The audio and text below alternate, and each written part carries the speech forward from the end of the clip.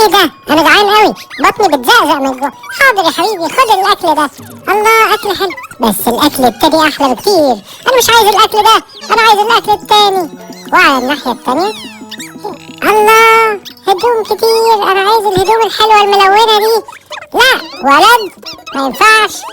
احنا هدومنا دايما لازم تبقى حلوه، واكلنا كمان لازم يبقى حلو. الولد الغلبان والولد الغني طلبوا كل واحد حياته تتغير. راح المارد غير حياتهم، خلى الولد الغني فقير والولد الفقير غني. وهنشوف ازاي كل واحد هيعرف يعيش في عيشة الولد التاني. يلا يا ابني تعالى معايا، احنا اغنياء. حبيبي انت مالك؟ انت زعلان ان احنا فقراء؟ الله، انا هلعب بالجيمز دي جيمز حلوة قوي. الله، جيمز جميلة. ايه ده؟ انت مش هينفع تلعب بالجيمز دي، انت وراك مذاكرة كتير. ومش هينفع تلعب بالبالونة كمان، انت وراك ركوب الخيل. ايه ده بقى؟ ايه الحياة المملة دي؟ هقعد اركب خيل؟ الله، ساندوتش برجر جميل. ايه ده؟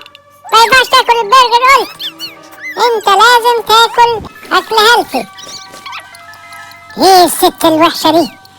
يا سلام، في بيتي ما كانتش الدنيا بتمطر عليا وكمان جعان.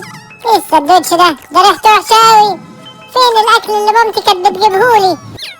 الله، احنا غيرنا حياتنا. احنا لازم نعترف لك ان احنا غيرنا حياتنا. بس انا كنت مبسوط بحياتي وانا فقير وما كنتش اعرف، وانا كمان كنت مبسوط بحياتي وانا غني وما كنتش اعرف. ارجوك رجع كل واحد في حياته. اتفضلوا ارجعوا لحياتكم. ايه، احنا رجعنا لحياتنا. ايه يا ماما، انت وحشتيني قوي، مش هندم تاني على ان انا عايش معاكي، ومش هزعل من اي حاجه تقدميها لي.